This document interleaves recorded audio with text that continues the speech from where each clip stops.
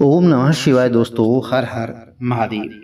आज सोमवार का दिन है और सोमवार के दिन यदि अष्टमी की तिथि पड़ जाती है तो उस सोमवार का महत्व बहुत अधिक बढ़ जाता है।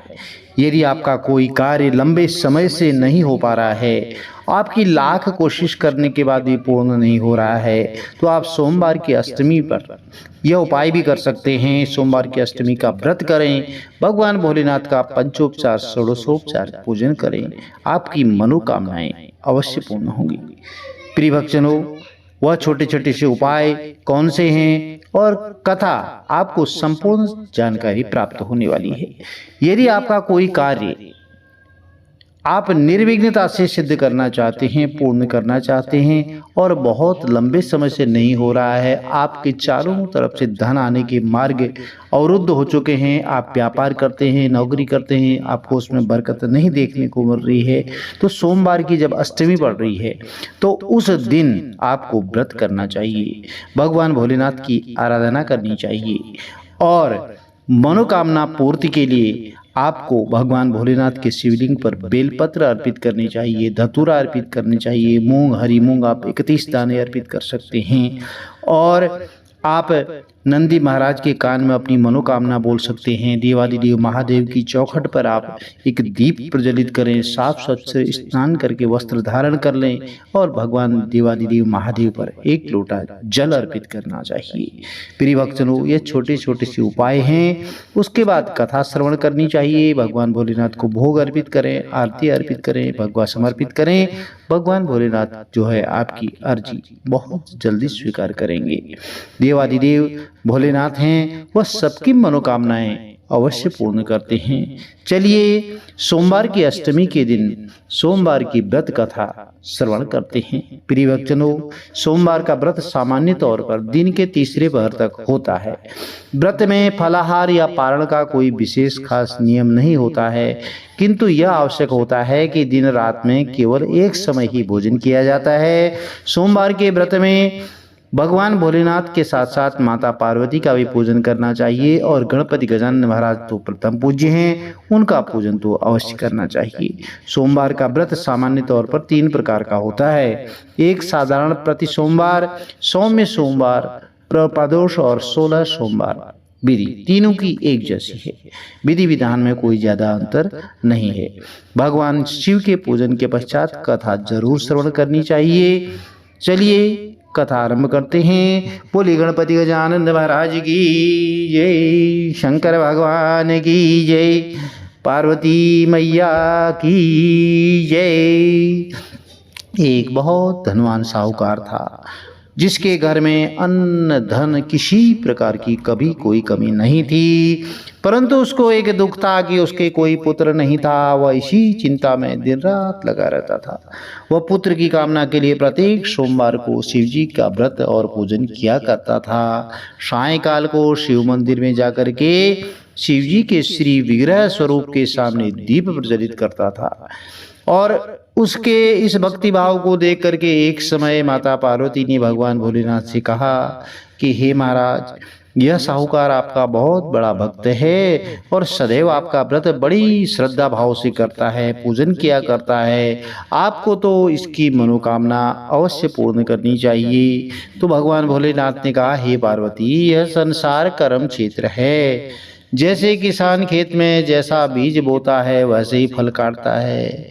यदि आप प्रिय भक्तजनों करेले का बीज बोते हैं, उसकी प्रवृत्ति जो है कड़वाहट की प्रकृति होती है, तो आप कड़वे फल प्राप्त करेंगे। यदि खेत में आप बेर के बीज बोते हैं तो बेर की प्रकृति मिठास वाली होती है, तो आप मीठे फल प्राप्त करोगे। यदि आप खेत में खट्टे बीज बोओगे, इमली का बीज बोओगे, उसकी प्रकृति खटास वाली होती है, तो आप खट्टे फल प्राप्त करोगे। ठीक उसी तरह से भगवान भोलेनाथ ने कहा कि यह संसार कर्म क्षेत्र है। जैसा व्यक्ति कर्म करता है वैसा फल भोगता है। तो माता पार्वती ने विशेष आग्रह से कहा कि हे महाराज, जब ये आपका अनन्य भक्त है, बहुत बड़ा भक्त है, तो इसको अगर किसी प्रकार का दुख है, कष्ट है, तो उसको आपको अवश्य दूर करना चाहिए, क्योंकि आप सदैव अपने भक्तों पर दयालु होते हैं और उनके दुखों को दूर करते हैं। यदि आप ऐसा नहीं करोगे तो मनुष्य आपकी सेवा और व्रत क्यों करेंगे। तो पार्वती जी का ऐसा आग्रह देख करके भगवान भोलेनाथ ने कहा कि हे पार्वती, इसके कोई पुत्र नहीं है और यह इसी चिंता में अति दुखी रहता है। इसके भाग्य में पुत्र न होने पर भी मैं इसको पुत्र की प्राप्ति का वरदान देता हूँ, परंतु यह पुत्र केवल 12 वर्ष तक ही जीवित रहेगा और इसके पश्चात वह मृत्यु को प्राप्त हो जाएगा। इससे अधिक मैं इसके लिए कुछ नहीं कर सकता। यह सब बातें साहूकार सुन रहा था। इससे उसको ना तो कुछ प्रसन्नता हुई और ना ही कोई दुख हुआ। वह पहले जैसा ही शिवजी महाराज का व्रत और पूजन करता रहा। कुछ काल व्यतीत हो जाने पर साहूकार की स्त्री गर्भवती हुई और 10वें महीने उसके गर्भ से अति सुंदर पुत्र की प्राप्ति हुई। अब साहूकार के घर में बहुत खुशी मनाई गई, परंतु साहूकार ने उसकी केवल 12 वर्ष की आयु जान करके कोई अधिक प्रसन्नता प्रकट नहीं की और ना ही किसी को भेद बताया। अब जब वह बालक 11 वर्ष का हो गया तो उसके बालक की माता ने उसके पिता से विवाह आदि के लिए कहा, तो साहूकार कहने लगा कि अभी मैं इसका विवाह नहीं करूँगा, मैं अपने पुत्र को काशी जी पढ़ने के लिए भेजूंगा। फिर साहूकार ने अपने साले यानी कि बालक के मामा को बुलाया, उसको बहुत सारा धन दे करके कहा, तुम इस बालक को काशी जी पढ़ने के लिए ले जाओ और रास्ते में जिस स्थान पर भी जाओ यज्ञ करते और ब्राह्मणों को भोजन कराते हुए जाना। और यह दोनों मामा भांजे यज्ञ करते और ब्राह्मणों को भोजन कराते जा रहे थे तो रास्ते में एक शहर पड़ा। उस शहर में राजा की कन्या का विवाह था और दूसरे राजा का लड़का जो विवाह कराने के लिए बारात लेकर के आया था वह एक आंख से काना था। अब उसके पिता को इस बात की बड़ी चिंता थी कि कहीं वर को देख कर के कन्या के माता पिता विवाह में किसी प्रकार की अड़चन पैदा न कर दें। इस कारण जब उसने अति सुंदर सेठ के लड़के को देखा तो मन में विचार किया कि क्यों न दरवाजे के समय इस लड़के से वर का काम चलाया जाए। ऐसा विचार करके वर के पिता ने उस लड़के और मामा से बात की तो वे राजी हो गई और फिर उस लड़के को वर के कपड़े पहना करके घोड़ी पर चढ़ाकर दरवाजे पर ले गई और सब कार्य प्रसन्नता पूर्ण हो गया। फिर वर के पिता ने सोचा कि यदि विवाह कार्य भी इसी लड़के से करा लिया जाए तो इसमें क्या बुराई है, और ऐसा विचार करके उसने लड़के और उसके मामा से कहा कि यदि आप फेरों का और कन्यादान के काम भी इससे करा दें तो आपकी बहुत बड़ी कृपा होगी, मैं इसके बदले में आपको बहुत सारा धन दूंगा। तो उन्होंने स्वीकार कर लिया और विवाह कार्य में भी बहुत अच्छी तरह से संपन्न करा दिया गया। परंतु जिस समय लड़का जाने लगा तो उसने राजकुमारी की पल्लू और चुंदड़ी के पल्ले पर लिख दिया कि तुम्हारा विवाह तो मेरे साथ हुआ है, परंतु जिस राजकुमार के साथ तुमको भेजेंगे वह एक आंख से काना है, मैं काशी जी पढ़ने जा रहा हूँ। लड़के के जाने के बाद राजकुमारी ने जब अपनी चुंदड़ी पर ऐसा लिखा हुआ पाया तो उसने राजकुमार के साथ जाने से मना कर दिया और अपनी चुंदड़ी पर ऐसा लिखा हुआ दिखाया तो कहा कि यह मेरा पति नहीं है, मेरा विवाह इसके साथ हुआ ही नहीं है, जिसके साथ मेरा विवाह हुआ तो काशी पढ़ने गया है। अब राजकुमारी के माता पिता ने अपनी कन्या को विदा नहीं किया, बारात वापस चली गई। उधर सेठ का लड़का उसका मामा काशी जी पहुंच गई। वहां जाकर उन्हें यज्ञ करना और लड़के ने पढ़ना शुरू कर दिया। जब लड़के की आयु 12 साल की हो गई उस दिन उन्होंने यज्ञ रचा था। लड़के ने अपने मामा से कहा कि मामा जी आज मेरी तबीयत कुछ ठीक नहीं है। मामा ने कहा ठीक है, अंदर जाकर के सो जाओ। अब लड़का अंदर जाकर सो गया। थोड़ी देर में उसके प्राण निकल गई। जब उसके मामा ने आकर देखा तो वह मुर्दा पड़ा है तो उसको बड़ा दुख हुआ और उसने सोचा कि अगर मैं अभी रोना धोना शुरू कर दूंगा तो यज्ञ का कार्य अधूरा रह जाएगा, मुझे जल्दी से जल्दी यज्ञ का कार्य समाप्त कर ब्राह्मणों को विदा कर देना चाहिए। अब उसने जो है जल्दी से यज्ञ का कार्य संपूर्ण करके और ब्राह्मणों को विदा कर दिया। उसके बाद रोना धोना आरंभ कर दिया। अब संयोग बस उसी समय भगवान भोलेनाथ और माता पार्वती उधर से जा रही थी। जब उन्होंने जोर जोर से रोने की आवाज़ सुनी तो माता पार्वती जी कहने लगी कि महाराज कोई दुखिया रो रहा है, इसके कष्ट को दूर कीजिए। जब शिव पार्वती ने पास जाकर देखा तो वहाँ एक लड़का मुर्दा पड़ा था। तो माता पार्वती जी कहने लगी महाराज यह तो उसी सेठ का लड़का है जो आपके वरदान से हुआ था। तो शिव जी कहने लगे हे पार्वती इसकी आयु इतनी ही थी, सो यह भोग चुका है। तब पार्वती जी ने कहा कि हे महाराज इस बालक को और आयु दो, नहीं तो इसके माता पिता तड़प तड़प कर मर जाएंगे। तो पार्वती जी के बार बार आग्रह करने पर शिव जी ने उसको जीवन वरदान दिया और शिव जी महाराज की कृपा से लड़का जीवित हो गया। शिव पार्वती कैलाश चले गए। तब वह लड़का और मामा उसी प्रकार यज्ञ करते और ब्राह्मणों को भोजन कराते अपने घर की ओर चल पड़े। रास्ते में उसी शहर में आए जहाँ उसका विवाह हुआ था। वहाँ पर आकर उन्हें यज्ञ आत्म कर दिया। तो उस लड़के के ससुर ने उसको पहचान लिया और अपने महल में ले जा करके उसकी बड़ी खातिरदारी की, साथ ही बहुत दास दासियों सहित आदर पूर्वक लड़की और जमाई को विदा कर दिया। जब वह अपने शहर के निकट आए तो मामा ने कहा कि मैं पहले तुम्हारे घर जा कर के खबर करके आ जाता हूँ। तो तब उस लड़के का मामा घर गया और लड़के के माता पिता घर की छत पर बैठे थे। उन्होंने यह प्रण कर रखा था, यह प्रतिज्ञा कर रखी थी कि यदि हमारा पुत्र सकुशल लौट आया तो हम राजी खुशी नीचे आ जाएंगे, नहीं तो छत से गिर करके अपने प्राण त्याग देंगे। इतने में लड़के के मामा ने आकर यह समाचार दिया कि आपका पुत्र आ गया है। तो उनको विश्वास ही नहीं हुआ। जब लड़के के मामा ने शपथ पूर्वक कहा कि आपका पुत्र अपनी स्त्री के साथ बहुत सारा धन लेकर के आया है, तब सेठ ने आनंद के साथ उसका स्वागत किया और बड़ी प्रसन्नता के साथ रहने लगे। इसी प्रकार से जो भी कोई भक्त सोमवार के व्रत को धारण करता है, इस कथा को पढ़ता है या सुनता है या ओंकारा भरता है, उसकी समस्त मनोकामनाएं देवादिदेव महादेव और माता पार्वती अवश्य ही पूर्ण करती हैं। तो प्रिय भक्तजनों, यह छोटी सी कथा थी।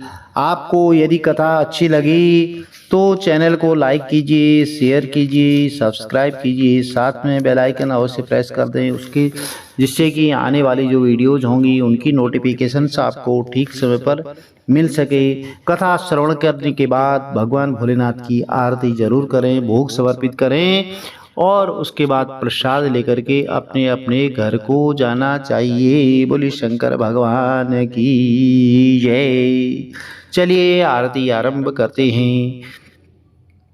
ओम जय शिव ओंकारा, भोले हर शिव ओंकारा, ब्रह्मा विष्णु सदा शिव, ब्रह्मा विष्णु सदा शिव, अर्धांगी धारा। ओम हर हर हर महादेव।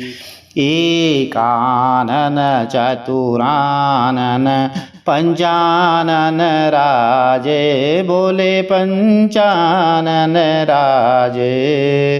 हंसासन गरुड़ासन, हंसासन गरुड़ासन, वृषवाहन साजे। ओम हर हर हर महादेव। दो भुज चार चतुर्भुज, दस भुजयति सोहे, ओ भोले दस भुजयति सोहे। तीनों रूप निरखते, त्रिगुणारूप निरखते, त्रिभुवन जन मोहे। ओम हर हर हर महादेव। अक्षयमाला वनमाला, रुंडमाला धारी, भोले रुंडमाला धारी। चंदन मृग मद सोहे, चंदन मृग मद सोहे, भाले शशिधारी।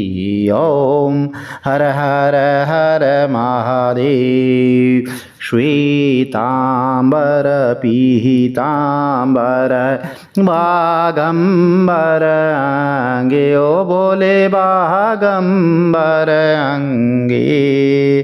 शनकादिक गरुड़ादिक, शनकादिक ब्रह्मादिक, भूतादिक संगे। ओम हर हर हर महादेव। कर की मध्य कमंडल, चक्र त्रिशूल धरता हो बोले चक्र त्रिशूल धरता, सुख करता दुख हरता, सुख करता दुख हरता, जग पालन करता।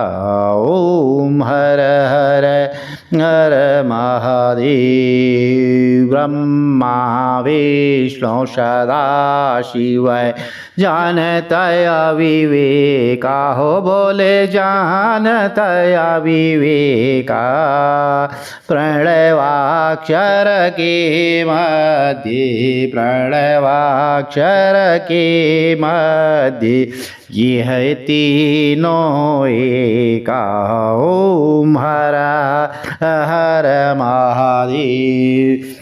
काशी में विश्वनाथ विराजत, नंदी ब्रह्मचारी ओ बोले नंदी ब्रह्मचारी, नित उठ भोग लगावत, नित उठ दर्शन पावत, महिमायति भारी। ओम हर हर हर महादेव।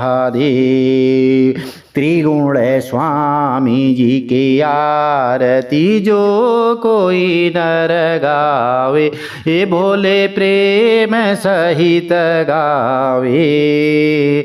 कहत शिवानंद स्वामी मन भजत हरि हर स्वामी, मनवांछित फल पावी। ओम हर हर हर महादेव। आरतिकं समर्पयामि।